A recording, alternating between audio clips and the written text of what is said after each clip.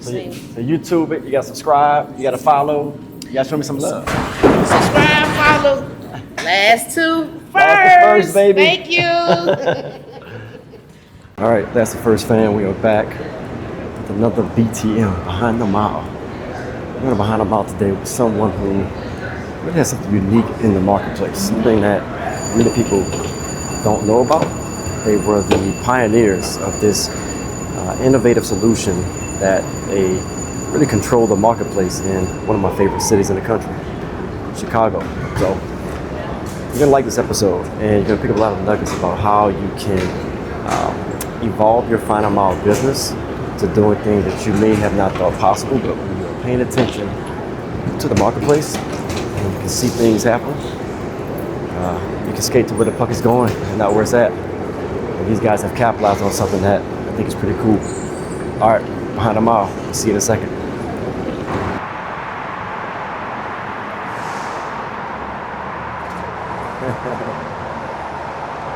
I'm gonna pull up. I'll come out filming, baby. It's great to see you. What's up, bro? Good to see you. How you doing? Good, man. How you doing? Good. Let's put your luggage in the back. All right, we're live. We are Behind the Mile with US Messenger. I got the one, the only Ron Libman in. Where's the tattoo at? Where's the tat? Right there. He's tatted up, baby. Ready to go. All right, so tell me, where we're going first. So we're going to go look at our messenger intercept centers in downtown Chicago. So we have 31 of these facilities in the city of Chicago. Okay. We employ about 80 people at these centers. Wow. Downtown office buildings in the city of Chicago don't like to let transient traffic in the building. They don't want, we're a security mechanism. So if we are setting up, we have a setup in the facility where we have people that work within the facility, and we're controlling all of the inbound and outbound logistics within these facilities. So the one that we're going to see first is 540 West Madison. So 540 West Madison is a class AAA commercial real estate facility that has about 30 different tenants in there. Wow. We work for the building At the light, management. turn right onto South Archer Avenue. Sorry about that. And so our role is to be at the threshold to stop transient traffic from coming into the facility. So if anyone has a delivery, they bring it to us. Okay. At this facility, anyone coming into the facility, okay. Right? This particular facility does allow FedEx and UPS, but I'm going to take you to a facility today that we also intercept FedEx and UPS.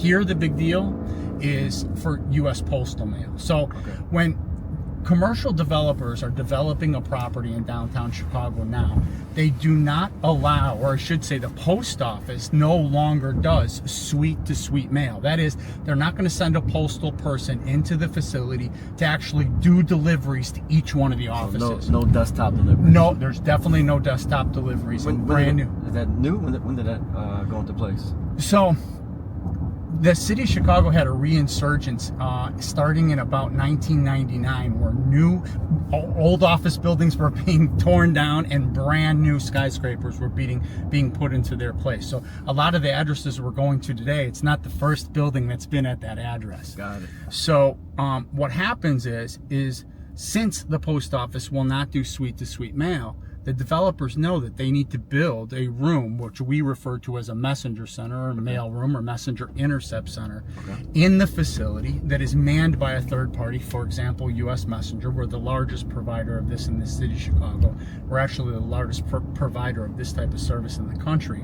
And we man these facilities, and we staff them with a manager, we staff them with clerks whose job it is to accept all the internal parcels that are coming into the facility by it could be US Messenger, as a matter of fact, delivering the mail. It could be any messenger company. It could be anybody making deliveries. It can be FedEx and UPS, where we accept those parcels into the building. And what does that do, Jason? What that does is it stops the transient traffic at the threshold, and then people that are familiar with the building, US Messenger, we're able to do the last, we talk about last mile. These are the last steps of the actual delivery. So at 540 West Madison, what big on is the US Postal Mail. So we actually, US Messenger, pick up the mail on a caller services program from the United States Post Office for the entire facility.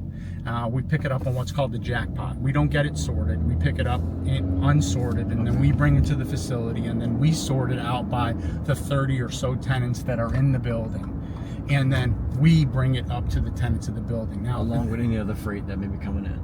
Along with any other freight that's coming in, but we do these things individually. So in other words, the mail, when the mail is done, it goes up immediately. Our job is that we want that mail in our tenants' hands before 9:30 in the morning. So that's our first goal. That's probably earlier than they would normally get it with the post office. It's much earlier than they would normally get it if the post office did offer that service to the facility. There are some individual tenants at facilities that we do not run that actually hire us on our caller services program because the post office, who does go to their particular building, doesn't show up until 1 o'clock in the afternoon. Right. What are they going to do with that mail then, right? It really decreases their operational flow. Absolutely. So at this facility, we actually pick up the mail from the post office. A U.S. messenger does that. We bring it to our facility at 540 West Madison. We give it to the U.S. Messenger program. We sort, separate, scan into the system any accountable packages, and then sort it out by different routes that we send up in the building, and then our couriers go up into the building and make the final deliveries. Now, a couple of questions. So yes. I've heard of mailroom management. We did a little mailroom management back. We had a hospital system. We would Sure. pretty much go in and they actually had their own staff, individual staff, and we would kind of pick up and do the desktop kind of delivery around the hospital. Yes. But what you're describing is like a Multiple tenant. multiple right? tenant. It's like a souped up mail center. Exactly. So mailroom management is pretty much when you go to work for a single company, right? You're taking care of all the mail and all the inbound and outbound things for a single company. Messenger intercept or mailroom management in this particular case is we're taking care of all the tenants in the building and we're being paid for by the building itself. Now, it's important to talk about how this got started in Chicago. Yeah. So in 1999, basically, if you think about this is when electronics started to get small, and when people started to go from desktop computers to little computers and laptops, smaller and things like PCs, phones yeah. got smaller, phones got more prevalent. Well, what was happening, unfortunately, was that allowing transient traffic, and this is delivery personnel and other people too, what was happening is these things were coming up missing. Laptop computers were coming missing off people's desks. What we call porch pirates, but back then it was Porch pirates, but this was like because there was so much traffic going to each one of these individual tenants, as strangers were crossing the threshold. Yeah. They started to realize that, unfortunately, the courier population was considered one of those transients, and so they decided that they were going to build these systems, right? So no control in place. There was no control in place at that time. There was nothing at the threshold except for a security guard whose job it was to sign you into the facility. So that also brings on another point. So in addition to keeping transient traffic outside of the facility, you got to also remember that back in the day, couriers would stand in lines behind other guests of the residents of the building, or I should say the tenants of the building. So that meant that the visitor going to see that law firm had to stand behind a bunch of couriers and therefore didn't get up to his suite fast enough. Yep. So I mention this because this is something that's really important for the courier industry. And what I mean by that is, even though we started off as a security mechanism, and we still do maintain that, we are now considered an amenity to the tenants of the building. And that's something that's really important because now they don't have to send somebody down. Security is always going to stop somebody at the threshold, right? Yep. So they don't have to send somebody down to get it. They also don't have to wait for the package to go through a process where the courier has to actually sign in to the building. We take it, we put it in our operating system, and we bring it up. So we're within 15 minutes of the time that we receive the parcel, we're having it in the tenant's hands, and we're really proud of that. Actually, the industry average is 15 minutes.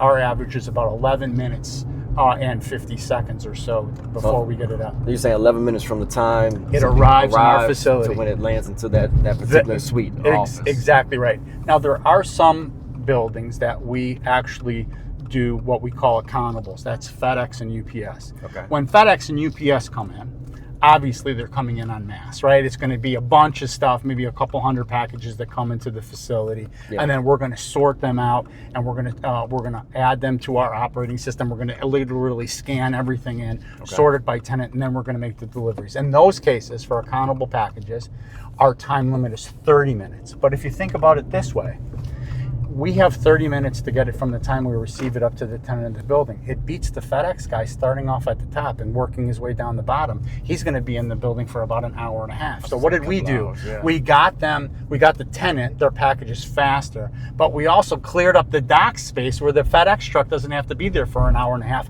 and we're continuing moving quickly the operational flow. Because anybody in this space knows if you're delivering to a downtown building, I don't care what city you are, but certainly a big city like Chicago, Sure. it is a hassle to get dock space. It is a hassle to get dock space. You can't access it. You may be sitting there 2-3 hours waiting. That's exactly right. So even though nowadays, even though security is really important at the threshold, keeping transient traffic out of the building, nowadays it's considered an amenity to make sure that you get your stuff faster by making sure that the dock is clear, right? So we have a facility we're going to go see today. 300 East Randolph, another commercial real estate facility. Very interesting building, owned by Blue Cross Blue Shield. It was first built with 40 stories, and then they built another 10 stories on top of it, and they pay for the entire building by renting out the top 10 floors. So fancy law firms are in that building. So at that facility, we accept everything.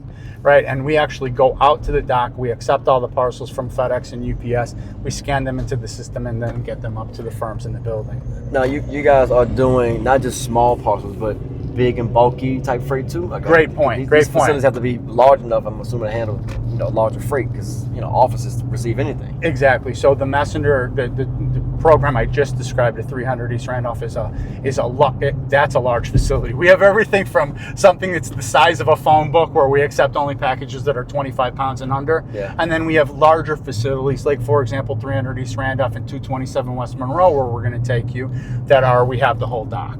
And then we accept parcels that are anything pallets worth of material. Why is that important? Well, sometimes when a pallet worth of material is coming, the tenant doesn't know that it's there, so we have the ability to accept it for them, stage it, and then bring it up when it's convenient for them. So that's a big part of our customer control. That's exactly right. And that's a big part of our dock management side of our business. I got to imagine you got to be a lot of tenants now out there, experiencing this service, and now kind of requiring, say, hey, if I'm gonna come in your building, I gotta have this in place. That's exactly right. They use the security element of it, and the fact that they don't have to have as many people working if they have us working on their operational logistics there in the building, right? So it's, as I said, it started off as a security thing. They don't want transient traffic entering their facility, their individual.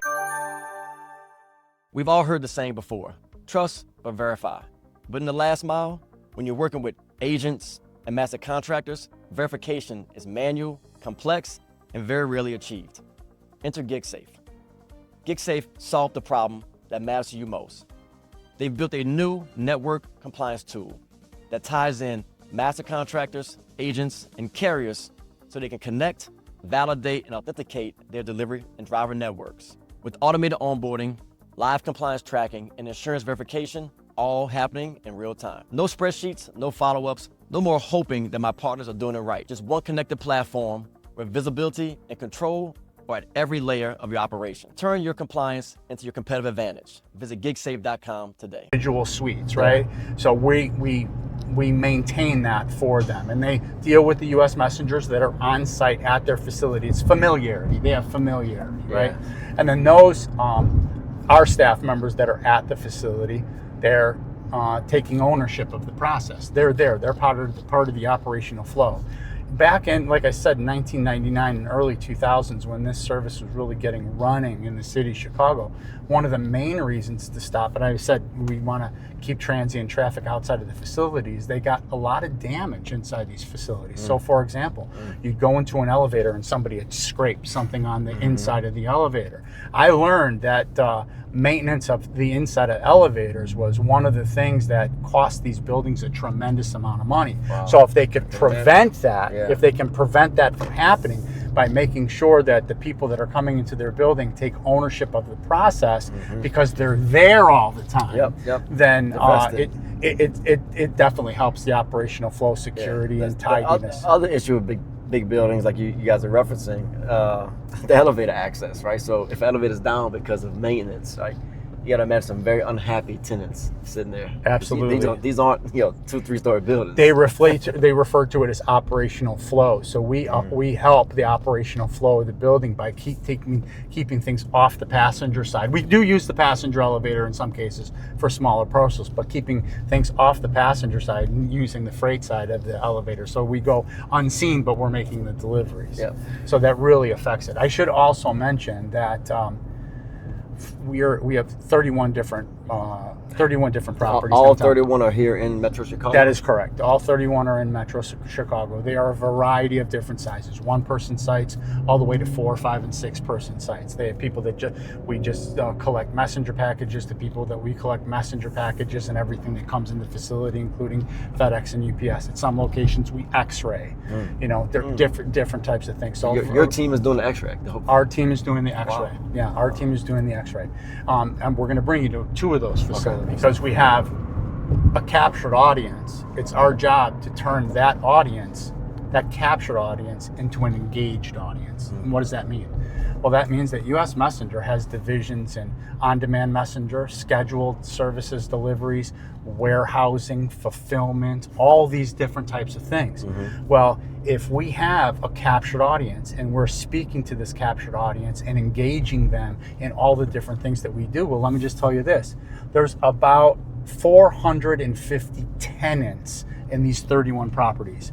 260 of those tenants actually use us in one way or another. And several use us in many different ways. On-demand messenger and warehousing and scheduled services all added up together. I'll give you an example. Famous law firm, large law firm in the city of Chicago. I walked into a meeting one time in their conference room. I walked in the meeting and all of a sudden in a conference room, there's a pallet of laptops. It's still shrunk wrap. And I say to the guy, I said, Steve, why is there a pallet in your conference room? Yeah. He said, we don't have any place to put this stuff. I said, you guys are paying an unbelievable square foot rate to have a pallet. I said, why don't you let me hold the pallet and we'll make the deliveries of the laptops to anywhere you need to go. They took the laptop, we went and picked up the pallet, we put it in our warehouse, and we made deliveries from the I don't know how many laptops were on that, maybe 400 laptops. Every time they needed a partner that needed a new laptop, we made the deliveries from our warehouse. So they saved their conference room, and they got everything delivered in. They were going to use US Messenger to make the deliveries anyway. Why not have a free conference room at the same time? Hey, I love hearing vertical alignment. When you can find multiple ways to stack up wins with a single customer. That's what it's all about. That's what this industry is built upon. That's right. The companies that have found the most success in this space, they are masters at this. So you're saying, so your point you're making, I'm picking up what you're putting down. Not only do you have 450 of these potential clients? Tenants? It's a good name. But all of them become prospective clients for all the other services that USM offers. That is exactly right. So let me just say this way, okay? So there's 450 different tenants in these 31 properties that we have, okay? So 450 tenants, we needed to make them an engaged partner in what we do.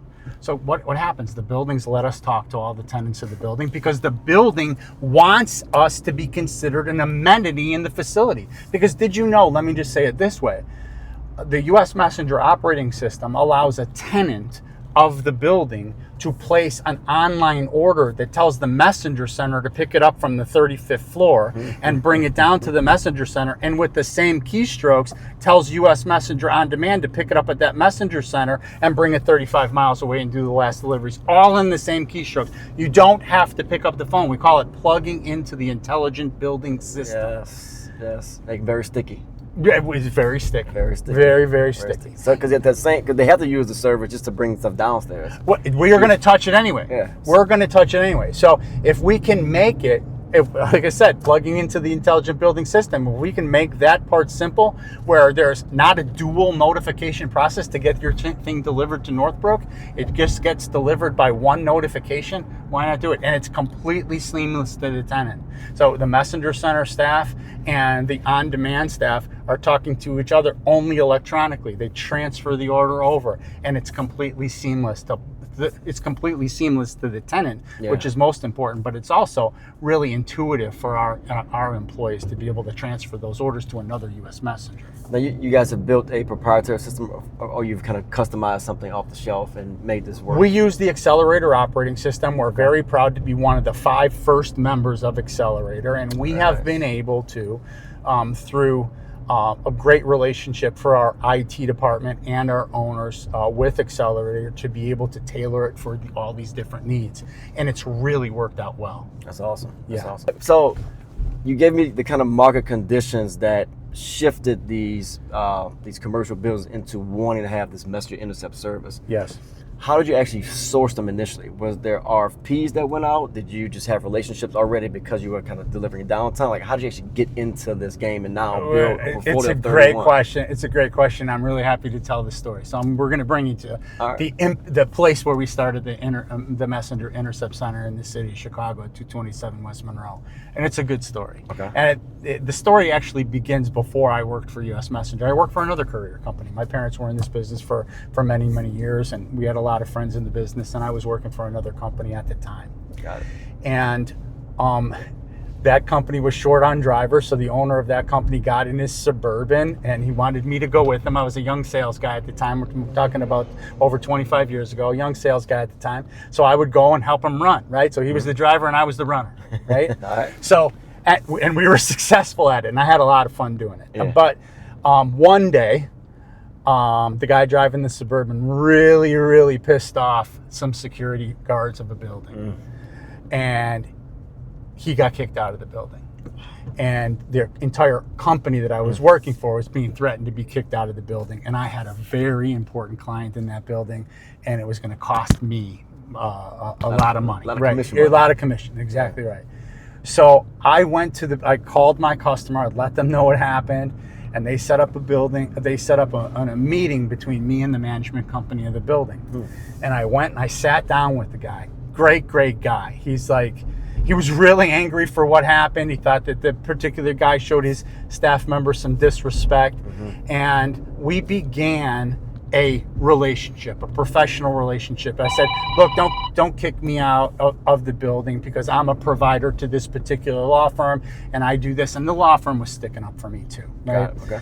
And so he's like, Ron, what you guys need to do is you need to get in this business. They happen to have a messenger intercept center in that building at that time that they weren't really happy with the relationship. And I said, okay, well, maybe one day I'll do that. And about 3 months later, I went to go work for U.S. Messenger, and I had another meeting with this particular property manager. Actually, he was not just the property manager, he was the security manager. And I went to Frank Gonzalez, the owner of U.S. Messenger, and I said, I think we can do this. I said, are you up for it? And Frank did what Frank does. Why not? Why not? Why not? Why not us? And why not us? And Frank and I actually sold this in 2005. It was December of 2005 when we went for this meeting. Okay. And it was a real excited meeting. And this property manager, who was now it was actually the property manager that we were going to talk to, who later on went to go run the Burj Dubai, by the way, just so you know, is that kind of high level guy. And they gave us the opportunity, and we started at 227 West Monroe in December of 2005. And Frank, I remember Frank being really excited about the start of this business in 2005, and I remember him writing an email to all the staff, and he said, this is a really great business. One day we'll have a dozen of them. And now we have 31. Oh man, Yeah. That's an excellent story because I love you took a problem and flipped it into a solution. That's right. That's right. I was young at that time, and I will tell you that that business was really important to me at that law firm, and we needed to get creative, right? So I needed to get my foot in the door, and I was able to leave that other company and come to a company where you got a guy like Frank Gonzalez that says, "Why not?" Why not? You know, I remember. So I think one of the first times you and I met, we were at a conference. It was Frank, as you and Frank were there. Yes. I was a young whippersnapper and trying to just talk to anybody I could talk. Anybody would Sure. give me 5 minutes to talk and learn. So we sat down. You guys had these little flyers, and it was about the intercept service. Yes. And I remember reading it. We talked a little bit. I didn't didn't fully grasp the concept at the time, but I remember reading and thinking like, man, I'm gonna try to do this in New Orleans and see if I can figure out a way to make this happen. We talked a couple of times to think about it. Yeah. Because we had a couple clients, some big clients in some downtown buildings. And since then, we have done some consulting with other people that were interested in not just tall buildings, but also campuses. Yeah. Like this can also work on campuses too, because they really do want to stop transient traffic from driving around doing all these things. I'll give you an example. Major universities have large docks, and it takes some of these people everything from the facilities being delivered to a single dock, and it's got to go over this entire campus. So what they do is they hire companies like us, third parties like us, to go in to be part of the dock, and then we're sorting and making all the deliveries from there. You know, so it doesn't just have to be vertical. There's a company I interviewed recently. They do similar services for multifamily apartment units, condo units. They're trying to tap into some universities, not on campus, but more the off-campus housing. And they're even building an inventory in their local warehouse where the tenant can actually order their groceries, order their toilet paper. That's interesting. Supplies. That's very interesting. So it may stumble upon another little. Well, they can also. Absolutely, but they also need to think about the porch pirates, because there's plenty of folks that need a third party to send their stuff to, because they don't want to leave it out on the porch. So they can do that business too. We've thought about that aspect as well. Another aspect that we've thought about is being a cross dock, because getting trucks into this, you could see this is beautiful, right? But driving trucks down there is not anything that anybody's really wanting to do. So we can accept things, and we do often accept things, and then make the final deliveries to these facilities. This is you can get this. We got this shot here. Yeah. What building? What's the tallest building there? You know, the name of that building? Well, you got the Willis Tower there. You got next to it to the right, you got 311 South Wacker Drive. Over here where it says BMO, that's 110 South Canal Street. We have people in that building as well. Yeah, you could see all the. You're going to go into some of these buildings today for sure. Wait, I'm excited. So, U.S. Messenger was founded when? Well, originally, U.S. Messenger was founded in 1966 by a gentleman by the name of Don Freed, and then Frank Gonzalez and Norm Need, Frank's partner, original partner. In the last mile world, we value technology that looks good but doesn't get the job done. That's why different is different. Built by Courier pros with over 35 years of real-world operational experience. Sorting freight, dispatching drivers, missed scans. They built the technology platform that they always needed. You get lightning-fast dispatching and routing, a driver app that eliminates confusion and adds visibility. Back office automation and tools from on-demand to air freight, all in one place. Need proof? Their Courier business grew 300% in just 3 weeks without any new hires and managing 150 drivers. Ready for tech that gets it? Visit deliverdifferent.com and book your demo today. Before he died, passed away. They went to go work for him in 1978. They both started off as drivers. Okay. They were really, really good and really smart, which they were, and they still. Frank is obviously a leader in this industry. Absolutely. But they came inside to work, and Frank was put in charge of the on-demand delivery department, and Norm was put in charge of the scheduled services delivery department. No, that's okay. And they became fast friends. And U.S. Messenger was built where the on-demand department was over there, and then there was a hallway, and then the scheduled services were down there, and Frank and Norm would go down this hallway just to be able to help each other, right? And Frank would cover this, and Norm would cover this, and became fast friends. Well, the company, U.S. Messenger, back in the day was also very successful, and it got on the radar of publicly traded companies. Corporate Express, I believe the name of the company was at that time. So Don Freed sold the company to Corporate Express, and Frank and Norm decided that they were going to go with the program and see what it was like, right? See what was happening. They did it for a few years, and they would call each other and they'd say, "How you doing?" "Not great." "How you doing?" "Not great either." He said, and they would talk about how they built these relationships since 1978, and now in the 90s, right, the relationships were going aside because the big corporations didn't allow the type of touches and customer service that were needed to to handle this business. It's a boutique style business, Yes, right? yes. So they're like, what do you want to do? They're like, what do you want to do? Well, they talked and they put together the idea of buying back the name U.S. Messenger and starting off, and they were able to do that in 1999, and the rest is history. Love it, love it. Yeah, I talked to Frank a couple weeks ago. I know he's kind of semi-retired now. He's living his best life down in Mexico. He's a portion of the year. Still engaged every day. Yeah, for sure. yeah, He couldn't yeah. help Oh, it. yeah. He couldn't help it if he tried, and he's trying. Even when we talked, he knew exactly what's going on. Right.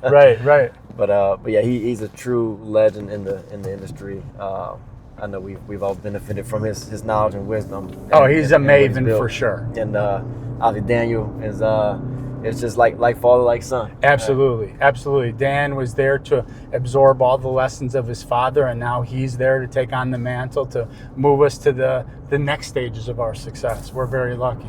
Yeah.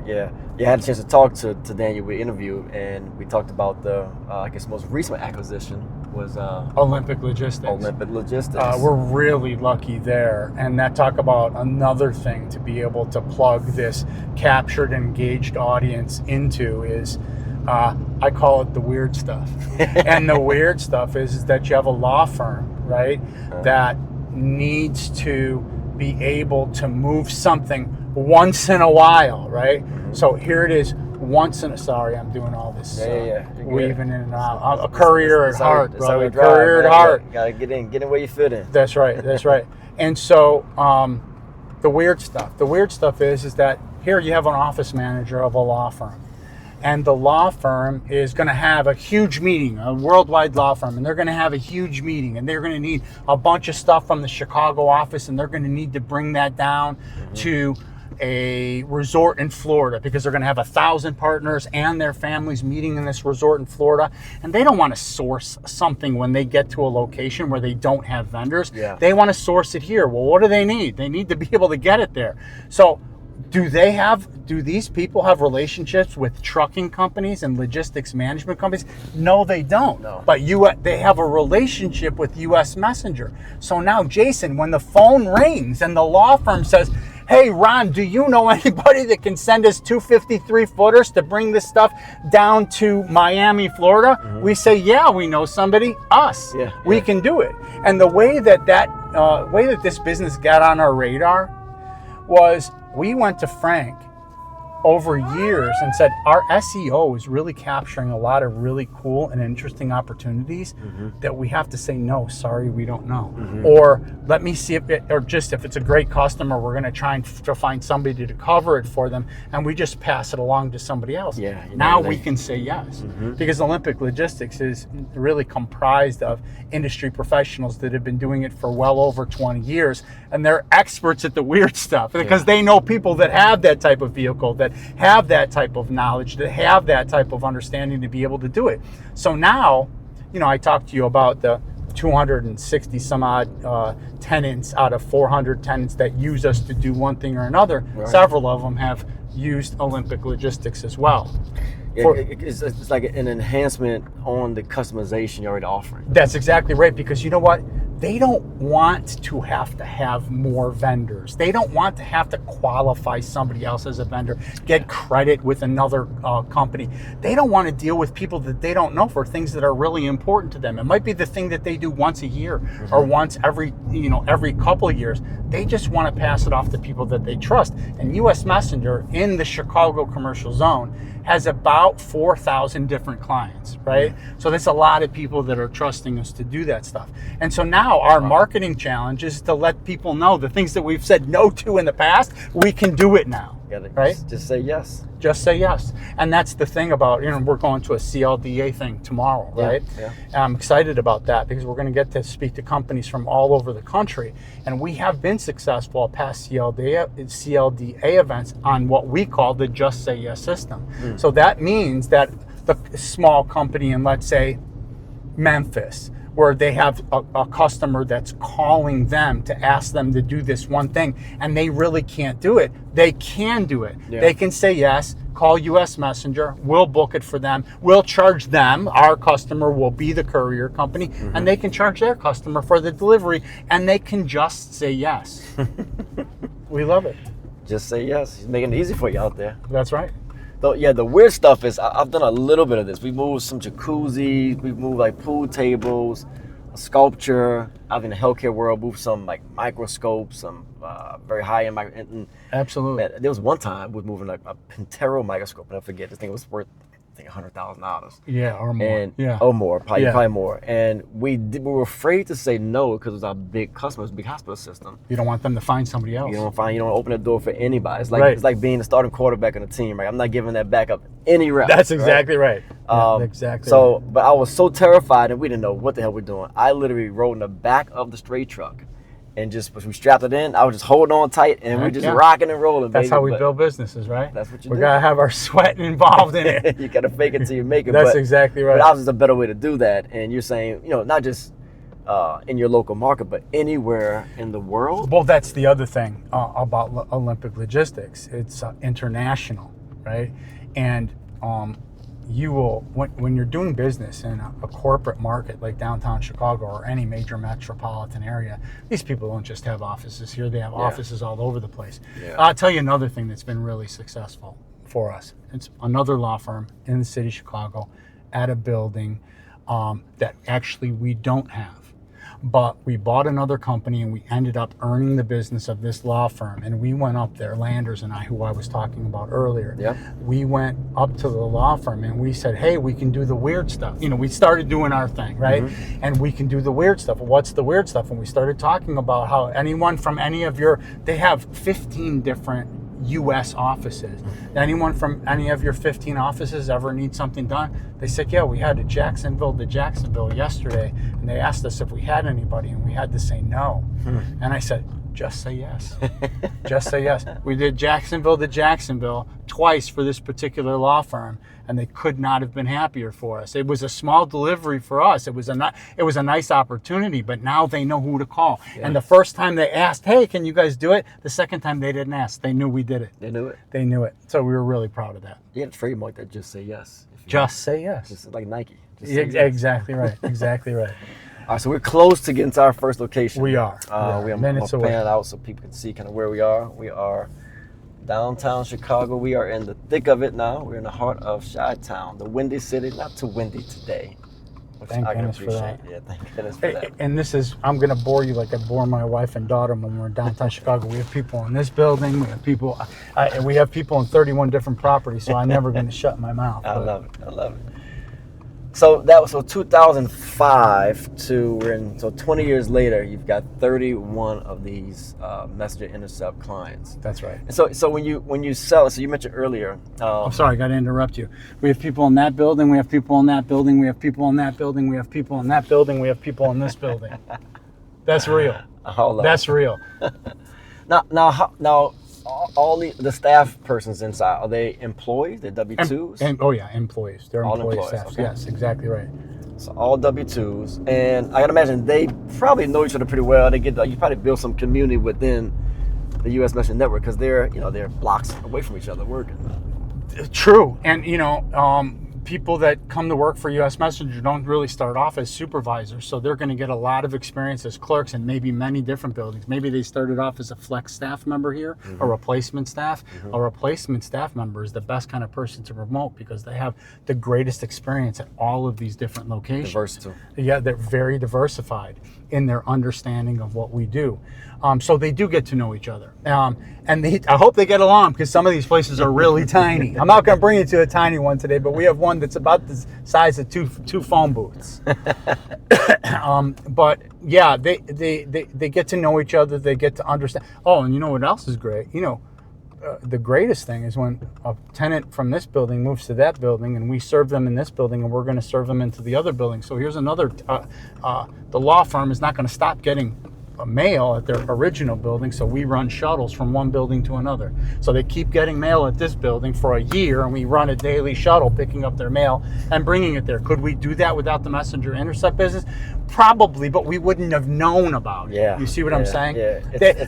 Rather than us offering it to the law firm right up front, because we know that what's going to happen, they would have had to search us out and find us. So now we've taken a capture audience and we've made them into an engaged audience. You got fish in a barrel, and you can catch them any way from Sunday. That's right. The idea is is to, I say captured audience, but it's captured because we're in that property. But Yeah. it's our job as marketers, as people that do this for a living, to change a captured audience into somebody that's engaged. We want to create partnerships. Yeah, yeah. Have you ever been able to take one of those partnerships and let's go to building 1?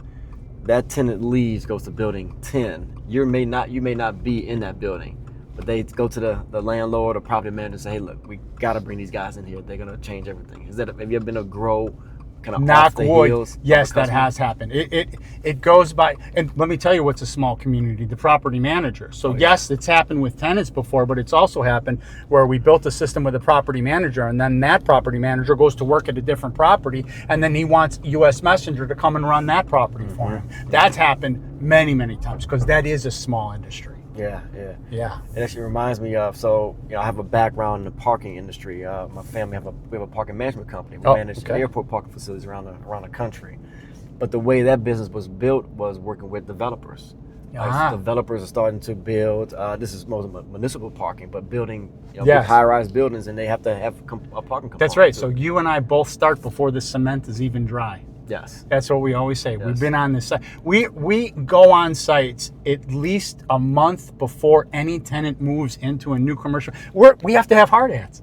We start off with hard hats. I'm sure you had the same thing. Oh yeah, I like to say, you're either on the design side or you're on the behind side. Well put. Yeah. Well put. Very well put.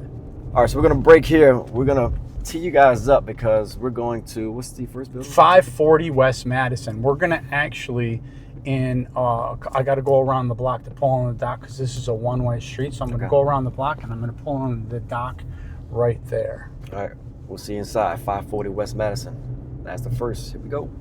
Like I said, here we're gonna park real quick and then we're gonna just walk up. What do you see there? You see FedEx? You see all these trucks and everything like that. So it's a lot of stuff going in this building. Bank of America used to be at this building. They actually hired us to clear out the Bank of America suite. We got a lot of stuff in the warehouse that used to belong to Bank of America. Okay. Not gonna lie, I chose one of this center because it's one of the easier ones to park in. Okay, so now we're gonna go up and see our folks. Let's do it. Here. US Messenger picking up all this mail to bring it into this facility. This driver's been doing this route for a long time. Then we're about to meet Tony Keelis. Tony Keelis is the head of the Messenger Intercept Division. Another longtime US Messenger, started off as a driver. Tony, say hi to Jason Burns. Tony Keelis. Tony Keelis, a really effective manager. Juan, bro, how are you doing? Good to see you, good to see you. All is well? Say hi to Jason for me. Juan, Jason Burns. Pleasure to meet you. This you? Yeah, that's mine. All right, you're a veteran. Veteran. All right, so we're gonna go this way, Jason. Bank of America, or BOA. All right. We're gonna go this way, but this is a perfect timing situation right now. Yeah, because he picked that up from a caller services program at the post office, and he got it here. He brought it here directly. What are we gonna do? We're gonna take it up here, Jason. All right. Thank you. Hey guys, CW, good to see you, man. All is well. Good to see you. Good morning. How you doing, sir? Jason Burns, how you doing? Say hi to Jason Burns. Hey. CW Wilson. CW, Jason Burns, how you doing? Another success story of US Messenger. So this is what I was talking about. All that mail has got to come into the facility. It's got to get up to the tenant somehow, but these guys have to work to sort it first. We come over here and we sort it by all these different tenants that are in the building. You have all these different floors. So these guys are going to take this mail, they're going to sort it, and then they're going to put it into the operating system if it has like countable barcodes on it. Story time with drop-off. The lab test that just couldn't wait. A hospital system needed a delivery fast. The patient was prepped, the doctors were waiting, and time was just not on their side. Enter drop-off. Drop-off showed up with the certified driver, temperature-controlled equipment, and live updates along the way. That wasn't just moving a package, it was saving a life. And that's the type of reliability that drop-off brings in 35+ markets across the US. Powered by smart technology, but always with people and drivers who care. Turn this story into your reality. Visit dropoff.com today. And then they're going to garner a signature on a signature capture device when they get up to the suite. The good thing is that these guys are all known by the tenants of the building. What did I say? Yep. We're at the threshold. We are stopping transient traffic so that deliveries are being done by people that the building is familiar with. They right? know them. They trust them. They know them. They trust them. them. They have access to all the different areas through their ID cards. So yeah, so that's that part of it. And then of course we come over here, and anything that's brought into the facility. Here, FedEx, UPS, or whatever it is, you see them standing in line here. So you're going to go through this. X-ray machine. This is a U.S. messenger that operates the X-ray machine, but just in case he sees something, gun, knife, ammunition, whatever, they press a button, and then someone from New York looks at it and decides whether or not it's allowed in the building. So it's synced into It's larger synced into it, right, to a security special system. security company. Definitely. So everything goes through the X-ray. So packages flow in through here. and go out this way, and then we take it. You can see we got a logo here, USM cart. We take it on here, and then we bring it out this way to go. You get into the building. Oh, perfect. I see it. Little box through. Belts. Yep.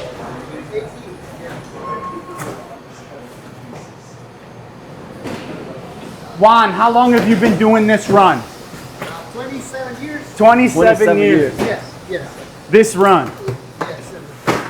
How much? I'm a starter at 3 feet of liens. I was gonna, how much has changed in your 27 years of servicing these buildings and doing this run?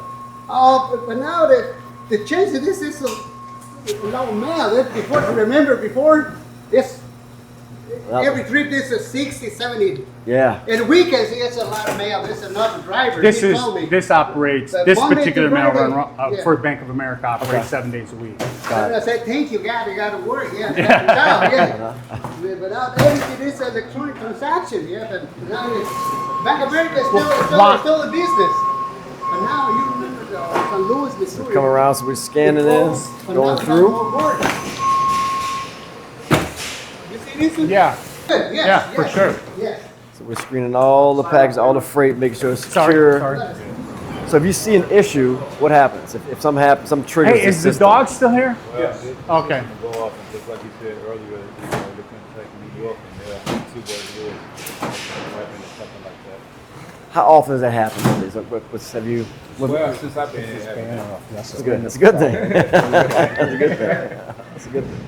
Phenomenal. All right. why I called you. Nice to meet you. You too, thank you. Jason to see it, but this is one of only 1 or 2 buildings in the city of Chicago that also goes through this, plus a dog. Plus a dog. Plus a dog. Plus a dog. Has to sniff everything that comes into the building. So they're looking for a lot of different So you things. might see a nice German Shepherd outside. Yeah. Good dog. A good dog. Great dog. I'm gonna stay away from him. Let him. Thank you for showing us. Appreciate it. Yes, sir. Thank you so much. Yeah. Appreciate you. Now, although full FedEx and UPS do their actual deliveries in the facility themselves, going suite to suite, some stuff is left here if they can't. I'm sorry? No, we're not going into the building. Some stuff is kept here because, let's say, for example, the tenant is closed. Yeah. They have permission to keep it. But this still is all X-rayed by U.S. Messenger. Even this coming. Yeah. So he'll clear it and take up himself. Another service that we offer, you see this construction waste? We do something talk about plugging it in, right?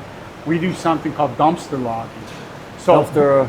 logging. Okay. So one of the things that happens when there's construction and stuff in the building, all the tenants think that they can just dump their stuff in there. That costs somebody money. Oh, yeah. So we keep track of who's dumping what, who, what, when, where, and why. How about this? So the tenant can charge him back. Charge them back. That's Charge 'em exactly back. right.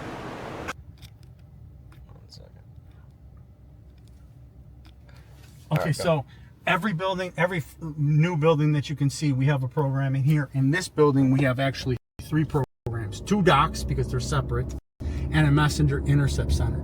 Up there, we have a building on the right. Up here on the left, we do all the mail for that building. We do the mail 6 days a week for this particular building. It's sorted by the building staff, but we bring the mail to them. I was talking to you about the different types of people that it takes to run these messenger centers. It's not everybody from one personality type. The lady that runs this, I call her like the mother of the group. right? She's a more senior person who's there, who has junior people that are working for her, and she has a great influence on this because she is teaching young people who may be in their first or second job how to deal with working in a Class A commercial real estate facility with people that have very high levels of sophistication and very high levels of expectation. And she, because of her level of maturity, is able to teach these young people. This is, McDonald's always says they're the greatest first job in the world. I think U.S. Messenger is the best first job there is.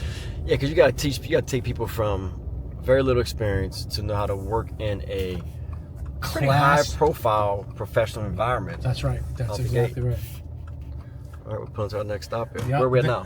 We're at 227 West Monroe. 227 West Monroe has a dock program, larger packages, FedEx, UPS, and a messenger center program, packages that are 25 pounds or less. Is this the first one, 2005 original one? This is the one this is where we started. And by the way, I want to let you know, two gentlemen that I met when we were first soliciting this building that worked for another company. Yeah. In December of 2005, they started working for U.S. Messenger, and they still work here. They're field supervisors now. We're really, really proud of that. Family atmosphere. That's exactly right.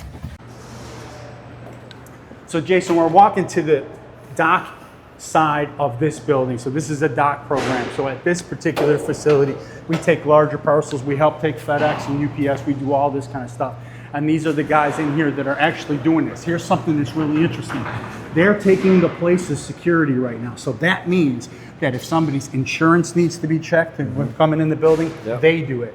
If somebody is just a visitor of the building, they're checking the visitor's log to see, and then they're allowing them in, and they're badging them up in the particular location. Everybody comes through here. That's exactly right. This is people come through here, or there's another side for the messenger center as well. Hi. Hey. How you doing? All right. Man, it's good to see Ron. you. All is well. All is well. You doing well? Yeah, Good to see you. Say hi to Jason. Jason Burns. How you doing, Jason? Nice Byron. to meet you. Byron, he runs this for us. So here, why don't you say what you tell them what you're doing? All right, now I'm just going through the packages that people mislabeled. They don't Wait, did you say mislabeled? Yeah, they Wait a mislabeled minute. packages. No one could possibly send a package to a real estate facility that's That mislabeled. would never happen in this world, right? There's a mic. I'm holding up. Oh, yeah. Okay. I got it. And so, like, a client just came downstairs looking for a package. So we hold them for a while so they can come down and claim them. If not, we send them right back to the facility. So this is the return to sender spot. So one of the things, especially when Amazon is involved, is that someone will send something to a commercial real estate facility under their name only. So now we have to accept it, check it against the badge report of the building, find out where they are. But what happens if their name is John Smith? You know how many John Smiths there are here? 5. Right, so you got to figure out what it is.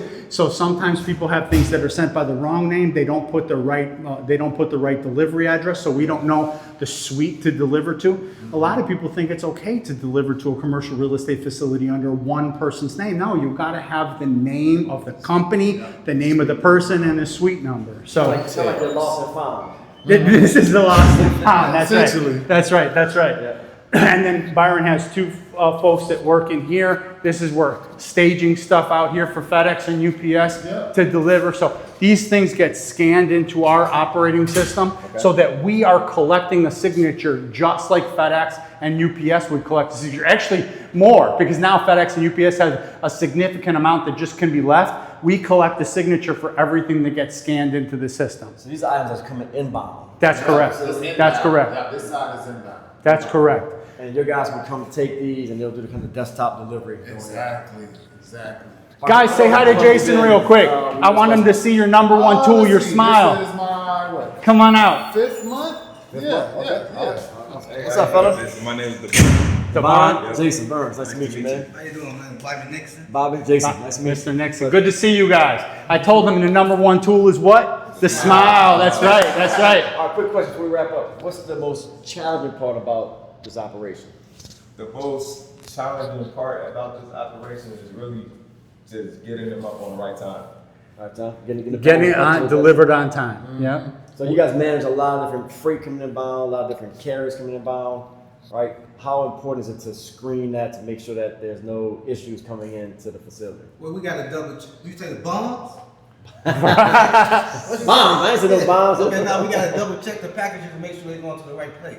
Right. So we gotta triple check almost like we're doing it now. When we go up there, we'll check them again before we have them over and take a picture. So they're scanned into the suite that they're going to, and then they're scanned out of the suite as well, where a signature is being garnered when they're scanned them out. So we get them scanned in, we know what goes to what suite number, and we scan them out. And if there's a instead of a beep, we know we're at the wrong spot. Exactly. Yeah. We're gonna go, this is the dock side, right? So these are the guys that do the FedEx and the UPS and the larger packages.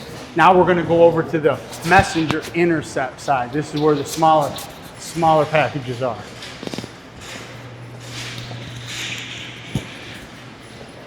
The one thing I noticed about it is nice and clean, well lit facilities. Well, you know, there's something that we refer to as idle capacity.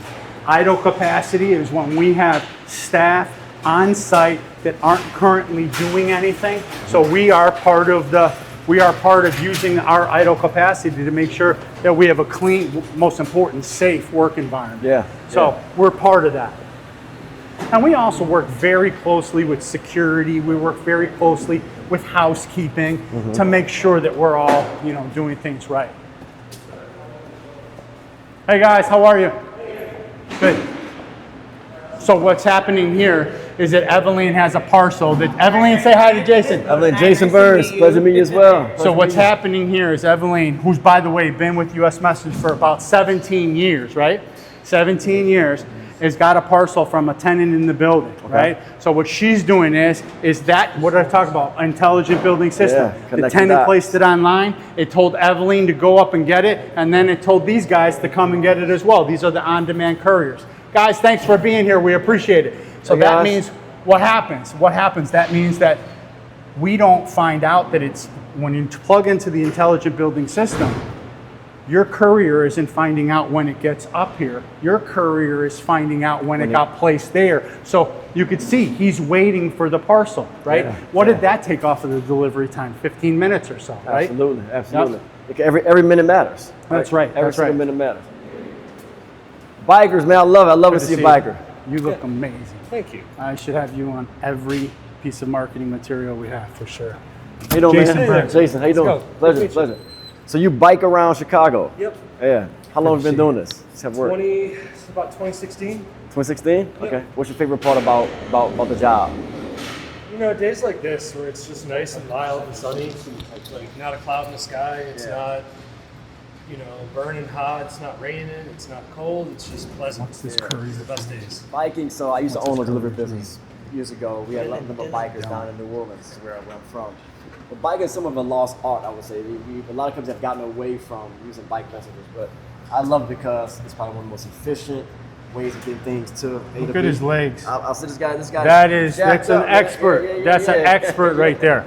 So Dylan, Professional biker. so look in here. So Evelyn has just taken, she's just taken this from upstairs and she's gone ahead and she's put it in the operating system, okay? And putting it in the operating system, she's gonna give it to Dylan and she's gonna mark in the operating system that she gave it to Dylan, she gave it to US Messenger, and whatever other identifying characteristics that are on there. You can see there's certain things that we capture, right? So whether it's an inbound or outbound parcel, whether we need to know the person that's receiving it or who it's going to outbound, the courier company that's getting it, because it's not just all US Messenger, and their driver number, and then the job number of the parcel. So we're putting that in there as identifying characteristics in case we're ever asked later on, right?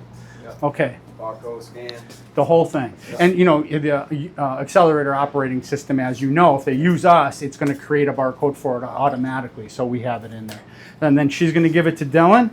And Dylan is going to make haste. What is your number? You see? 5126. Picking up paper, U.S. Jackson? Yeah. You are? Good to see you, man. Appreciate you very much. Thanks. Nice Thank meeting you. Thank you. Okay, so that's good. Be safe out there. Be safe. So, Byron, caught you here off guard. One thing I was talking around about in the car was the professionalism that's required to work in a building like this? Because you're probably interacting with, very high-end folks. So how important? I'm looking at how well you're groomed, all the way down to the shoes. They look shoes are shining. Look, back when I went to high school, if you come to school, your shoes shine, you're gonna get in trouble. But why is that image so important to the success of what you do on a day in, day out basis? Because you want to keep a good relationship and make everybody feel comfortable and make everybody feel like you're trusted, because you're handling personal information. So it's good to come professional and just make sure you got all your I's and cross your T's. Yes. All right, third stop. We're going to do our third stop. So this is 300 East Randolph. This is the building that I told you that Blue Cross Blue Shield built the first 40 stories, and then they went ahead and they built 10 more. And the top 10 pay for all the rest of it.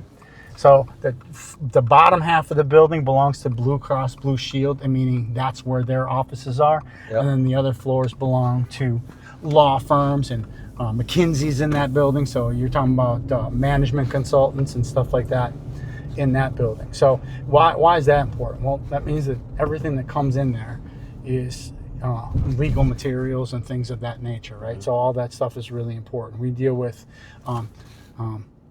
we grab the FedEx and the UPS in this building, as opposed to the post office. Some of the post office stuff that we deliver to individual tenants by a caller services program, but we're not really sorting mail at this facility. Got it. But we are X-raying everything that goes to this building. And again, time is of the essence, right? They know what time it's been delivered to the building, and we have that 15 to 30 minute, depending on if it's a messenger or what it is, that tight window to get it up to them. Now I was thinking about the way you bill for these services, right? So you're Great billing the tenant, the property manager, or the tenant? Who's involved in for that the services that you're seeing? Okay, that is the messenger center, the dock management programs, the people that are on site all day, every day. The building management is paying for that, and then they are, of course, taking our bill, dividing it amongst the square feet, and passing it on to the tenant. But the building manager is our customer. Okay. They are the ones that decide what the standards are of the facility. Got it. And you're billing it, I'm assuming, because it's employees dedicated, you're probably billing it as a collective flat rate based on how many employees. That's correct. What we do is each one of these folks is they get paid per hour. Yep. And then of course we have a management fee, and our margin is added to that, and then we give them one flat rate. However, building managers need a rate chart, if you will, that talks about how much money are you making off of us? What's your profit? What's your overhead? How much are you charging us for the mail individually, and all this kind of stuff. So we give them a very detailed rate exhibit. Okay. It's because that's what's required of them. When I first started off in this business, 2005, it was a one-page proposal with a number on it, and that's what it was. Yeah. And it's no longer like that. Our proposals are 35 pages long, and our rate exhibit is extremely detailed. A lot more transparent. You give them a good, complete transparency. And I've had property managers as friends, and they would say, Ron, what guys like us want to see is as follows. So what we did is we took, there's an RFP process. So we took an example of the rate exhibit that they put in the RFP, and we made it for ourselves. And now we use one that's been developed by a property manager and our CFO. Yeah. And whenever you can speak, I found the client's language, their native language. We call it the lexicon. This particular, I don't want to interrupt you, but I want to say we have a property here too. Okay. That's us too. You saw our sign in there. Yep. Yeah. If you're speaking the language the way that they speak it, they want that. And that's one thing I'm really glad about, is that this became something other than a security. On addition to security, this became the plugging into an intelligent building process actually became an amenity to the tenants of the building. They want to just put their messenger delivery in one time, and then it notifies everybody that's doing it, right? They want to do that. Sorry. Yeah, no, it's really interesting to see it up close because you know you can. Like, I've heard you talk about it before. Too. Just so you know, that one took me 25 years to get. Damn. Yeah. Damn. How'd you finally break through? I'll tell you, the manager changed, and they finally went to RFP. And I told the manager, I said, I want to let you know, I'm a bulldog. I got my teeth in this one. I'm not letting go. I said, I'm 25 years to knock on your door right now. You know. So yeah.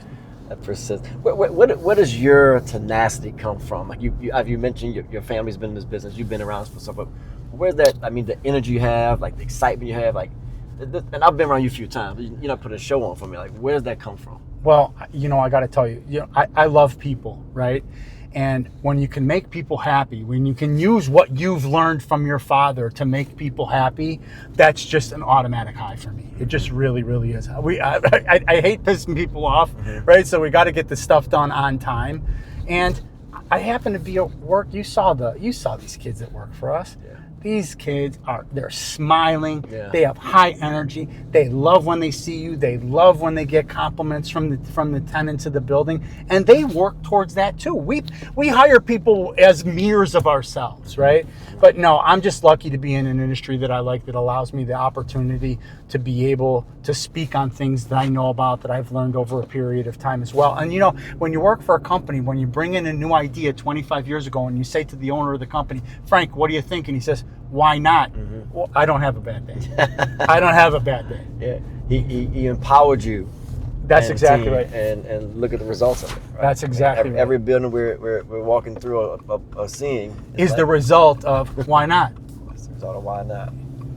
No, I love it. And it speaks to also just the evolution of a company. So you trace back the history of U.S. Messenger to the 1960s, right? Right, 1966. Obviously, you know, and this is what I love about this industry, because I think sometimes people think singular when they think about delivery. But man, the more I talk to people, the more I get to see too. You see all these different innovative ways companies have evolved in offering new services. Exactly, and you know what I love about this whole idea here is the fact that it's all customer driven. Hey, you're building relationships with your customers, and they say, "Hey, Ron, do you think you can?" Yes, we can. As long as this is what I always tell people. As long as you don't want us to paint the house once we get there, if it has something to do with the delivery, we got you. You know, like I said, we just say yes. It could be the weird stuff. It could be whatever it is, you know? Yeah. Okay. So this is 300 East Randolph. This is an important building. And by the way, I want to say something to you also as well. The buildings that some of the buildings that I have pointed out to, I want to let you know we were on site of those buildings before the cement drive, meaning we've made ourselves the obvious choice from the very beginning of the process. And some of the buildings we took over from other people as well, right? We never rest on our laurels. We always say, we start off by saying, what are your pain points? Because if your pain points are things that we also suffer from, we're not going to do a better job than somebody else, because can't just be about a lower price. Yeah. We're not going to be bidding just because it's a lower price, right. You know? How do you add value? How do we add value? How do we address your pain points? For 14 or 15 years, high level energy. What's her name again? Keyshawn Ward. I call her the Key Shizzle Whizzle. Let's meet her. Let's see where we're at. Now, what's the area called? We're under what street are we at right here? What's above This is Lower Wacker Drive. U.S. Messenger. Highly secure facility. We've been here for well over a decade. Okay. We were brought in because Blue Cross Blue Shield had their own mailroom down here, and then the Key Shizzle Whizzle. There she is. We're good. I've been hearing about you. You have? Look at this stranger. Good to see you. Good to see you. I'm Jason Burns. I'm Keyshawn. How you doing? Meet Jason Burns. Hey. I'm filming. Yes. So let's go. So what do you do here, Ms. Why don't you Keyshawn? show us where the messenger center is? Okay. Are we good here? We'll just give them our IDs. Yeah. Okay. I'll give them our IDs. Okay. Keep it moving. Sounds good. Sounds good. Yeah, you gotta So on stop. this side is Blue Cross Blue Shield mailroom. So when this was Blue Cross Blue Shield only, those first 40 floors before they built the 10 on top that paid for the whole thing. Yep.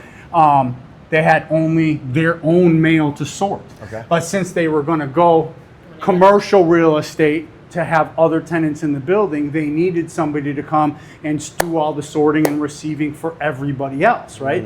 Couldn't just have them do it because it would slow down their stuff. And then the tenants that were paying to be here would also, their stuff would be slowed down too. So they hired us as a third party to come in and actually build the room, staff the room, build the system. This is a good example of, you asked me earlier, is this the result of you doing business at another property and then coming here? Yes, thank you so much. We appreciate you. Thank you, Captain. The property manager who started us here was a property manager of a building that we had before. Okay. And he was the one that brought us here. And Ms. Keisha, how long have you been here? 18 years now. 18 years. At this building, this location, I think it's been 6 now. Okay. So yeah. So this is where all the magic works. All right. They pull in, UPS, FedEx, everyone, all our vendors. We pick up they'll call us, since we're in the back now. They call us, we come out, we pick up all the parcels, and then we go into the very special room. All yes, right. this is what makes the building run. Down here. How many team members do you have here working underneath you? It's a total of 3 of us. 3 of us, okay. Yes, and two gentlemen. And you have staff in this building Monday through Friday, or? Yes, Monday through Friday. We open from 7 a.m. to 6 p.m. Okay. So any deliveries, I guess, for Keisha and Ron, any delivery that come in outside those hours, the building won't accept them, right? If it's for the dock, they won't be accepted. Right. If it's for something upstairs, arrangements could be made. So for example, we've been to this building at 7 o'clock at night. A US messenger has been to the building. We go to security and then they have to come down. The tenant has to come down and get it. That does happen from time to time. Right. This is the dock elevators. That's one of the reasons why they moved us to the back over here, is so that we could have we used to be up there where security was, a big room up there. But they wanted us more in the back. The reason was the X-ray. Because the X-ray machine needed to be added to this building, because those tenants that I was telling about, they demanded that. It's part of their lease. Absolutely. Yeah. Absolutely. All right, I see the magic. I'm so happy to see you. I told them already, we call you the Keisha's a Whizzle. I heard him say it. I've been talking about it. Okay, so this is the size of this facility indicates that we're taking parcels of all different shapes, varieties from all different locations. Yeah. And then why don't you immediately go and show the X-ray room right here, Jason? Okay. And then we'll go in here and show the office. Yeah. All right. Here. Go ahead and explain the whole process. So once we get our You parcels, see the size of this one? Yeah. Yeah. They're Yeah, expecting, take it yeah, we're expecting stuff, we right? put everything through here. Everything except, of course, flowers or food or anything. It's self-explanatory. So what are you looking I could for work here? for TSA, but anyway, yeah. I actually found a few things. I found a few knives. They came from Amazon, but the protocol is look for knives. I look for suspicious looking. See, we don't have anything right now. The machine had restarted, but I look for suspicious things like wiring. Like I could try to picture. And you've been trained for this? Yes, I could try to picture, as much as possible, and I could see. If I'm not sure, we have this. We call them. These are the people that run. That's there in New York. Got it. I will call them if I'm kind of skeptical or feel like, do I need to bag up? I'll call them and see. But most of the part, I usually could tell. Jason, let me tell a story. Keyshawn's worked at several of our properties, but when we first started at 10 and 30 South Wacker, it was before they had an X-ray machine. Then all of a sudden they wanted to add it because the tenant of the building required it, right? So I put a bounty out. I said, anyone who finds a knife, a gun, or ammunition gets a $50 bounty. I had to stop it after a month. We were going broke. You cannot believe the amount of guns, knives, and ammunition come. So I brought it to the tenant of the building. He says, yeah, their wives don't want them to take it at home, so they have it all shipped here. So much stuff we had to say, we'll give it to you over the threshold. Jeez. So many times. There's no more bounty. There's no more bounty. All right, so Keyshawn, why don't you come out here? We'll do that. Okay. And we come on. I know y'all That is directly related to tenants of the building requiring that service. Yeah. Okay. Yeah, I can see and it's actually super pretty good, valuable. Yeah. especially nowadays. Once we get packages out, these are out now. So, but These are your outbound. we These are your see how we. This is stage stage 2 basically. So we separate everything.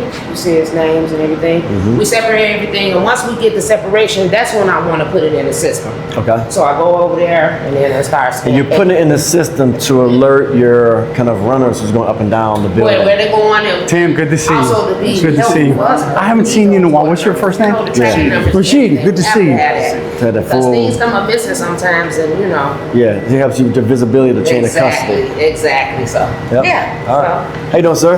So yeah. So That's Tim. Tim's been with the company for as many years. His brother, say shake hands to Jason. His brother also worked here. So we have lots of family members. And then we have Family Rashidi effect. in here. All right. Rashid. We just keep Rashidi around because he's so handsome. Jason Burns. Nice to meet you. Rashid, he's our looker. He's our looker. oh, listen. So your tracks, you got the tree, got the accelerator platform. Yeah, tracking to get take here. a picture, Jason, of that right up there. So that just goes and he talks a little bit about who, what, when, where, and why, right? Yep. Rules and regulations, basically. And then we all need. You all right? Now this, I will say, I want to say this. This is, in addition to the X-ray machine, the reason why we brought you here is because Keyshawn's been here for a very long time, and she definitely knows her stuff. But I want to tell you that this is like the Rolls Royce of Messenger Intercept Center. Yes. Because just by wait, you made an 77. excellent impression on this young man.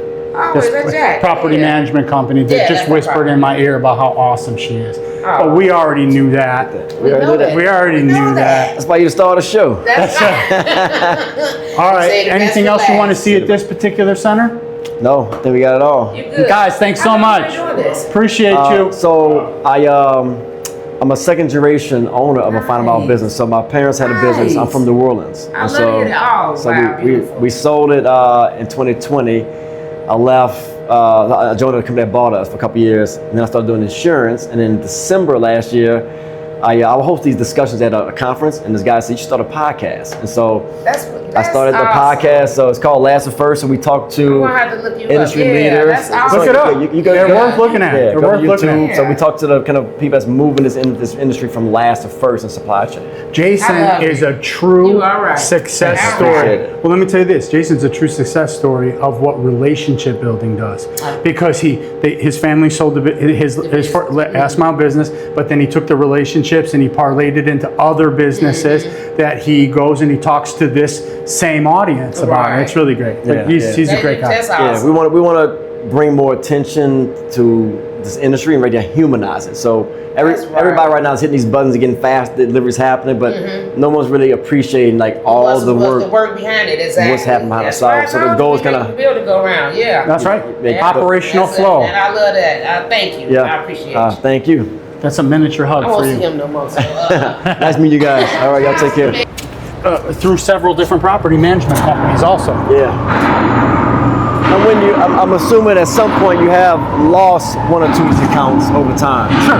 I'll be honest, at US Messenger, we feel the customer and the employee or the driver, whoever, are on the same level. The customer's no more important, right? Yeah. So we try to take the opportunities that's given to us by the marketplace and make them into real jobs to people in the community, right? Sure. So we're not always the cheapest. Yeah. And as the result, we try to sell value. Sometimes if it's a new property management company and all they want to do is show the ownership some change of, and by the way, there's no loyalty in it. They'll change for 3%, right? Yeah. So we work along those lines. So we're not always the cheapest. So sometimes we do lose it. We never lose anything for service, though. Yeah. No, and but that's important. That's an important point for the audience to understand is everyone won't be your ideal customer. That's correct. That's okay. That's correct. If service isn't your primary, if serving the tenant isn't your primary concern, then we're not the right company for you. That's why we always say, what are your pain points? What's happening right now in your building that you need us to address? Yeah. And if all they say was, we want a cheaper price, we don't even bid. We don't bid. Why are we going to take our industry and cheapen it by lowering the rate? No, we're not going to do that. And you preach to the choir. That is one of the biggest things that I blame ourselves for as an industry, is that we don't hold our value. There's always somebody to take the lower price, and I cannot stand that. Yeah. I can't stand that. That's why it's important to build businesses that aren't fueled by desperation. Yes. You must be fueled by the values of your customer, and that has to be an on-time delivery. That has to be keeping people outside the threshold. These things are really, really important. And it's like you said, it's not going to be everybody's cup of tea. But let me just tell you something. Walking away from bad business is just as good as getting good business. Absolutely. The last thing before we wrap up this part, value, right? So you talk about the value creation with this new model you guys implemented 20-some years ago. You talk about safety, security for the building, professionalism. You're talking about the ability to to make it more efficient, but then also for your value now, a customer that's a tenant now becomes a customer. Plug into the intelligent building system. Whether it's local or worldwide now with Olympic Logistics. That's right. You guys have done a phenomenal job of building value every single step of the way. Thank you. And not sacrificing that. So it's phenomenal to see this thing. Thank you. I don't want to take any credit for it. I want to let you know the tenants of the building ask for something and we say, yes, we can. Yeah. So we just say, yes, we can. But they're the ones that came up with the ideas. We're the ones that just pulled the trigger. That's it. Cool. Love it. Awesome. So Ron, we've just seen 3 class AAA buildings here in Chicago where you have been able to add a lot of value to these properties. One of the things I thought about is just, obviously we're, man, that's a beautiful shot right there. COVID, right? So we talked about, earlier off camera, the impact of COVID on people working from home. Sure. So what happened to the business at that point when you guys were operating? So yeah, not immediately, but within 90 days, we lost about 30% of our business. We were lucky because we are also a medical provider. We were able to build it back to 30% and also add more to our medical business. So instead of delivering envelopes across town, we were delivering diagnostic specimens to laboratories. Mm-hmm. And then of course we continued to have that business. Yeah. Now speaking of medical, with hospitals and docs, do they? Have you ever looked into managing a hospital doc facility? I mean, kind of bring the same messenger intercept. We're always looking for. I really do think that that's where the future of this is going. It's not going to be just the vertical up and down to the 60-story towers, right? It's going to be the campus, right? It's going to be. They're going to, especially with what's going on in the world now. They're going to want to stop transient traffic on these campuses. So therefore, they're going to need those runners, right? Mm-hmm. We do operations for universities right now where we're not actually on site at the university, but we're their receiver at our Willowbrook Operations Center. Yeah. And we receive all their FedEx and UPS because we can get it from our office to their laboratory faster than their doc can get it to their laboratory because their doc receives everything. We receive things specifically for the laboratory. So that's been a really good piece of business for us. But I really do see the future of being campuses, things of that, little organizations that really need to be concerned about their security and want the desk-to-desk operation a lot faster than it can be done. Yeah, you have both things happening, right? You have, unfortunately, we're in a climate right now where security on campuses and multifamily units are becoming more of an issue. That's right. At the same time, you have a continued surge of e-commerce deliveries going into residences or into desktops. That's right. Let me say something to the audience, if you don't mind. Yeah. The greatest scourge in our industry, meaning the messenger intercept part of our business, is people that have things sent to their commercial address without putting the name of the company and their suite number. Your Amazon packages going to your office need to say the name of your company, your name, and the suite number. Yeah. If you do that, you'll get it at least 2 days faster because we get stuck holding on to what we refer to as name-only parcels. Mm-hmm. And those name-only parcels, we have to look them up in the security badge list. And we don't do that right away. We're delivering all the ones that are properly addressed first. Yeah. So if you don't always make sure you properly address your parcels. Label your parcels. Yeah. All right, last question. Yeah. I joked with you earlier, you had to show the tattoo. Oh, yeah. I've seen a lot of people in the space. I've never seen anyone, owners aside, that have got the company logo tatted on them. Sure, What was the impetus for that?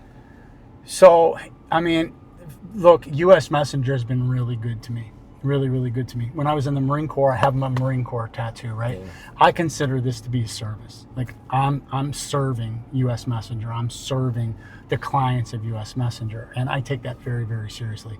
Maybe it takes a fanatic to do deliveries in Chicago. I don't know, but I will say that U.S. Messenger has been really, really good to me, and I love representing it in this way. Yeah, well, it's a testimony to the company, the culture, going back to the 60s, what Frank and Norm did before he passed away.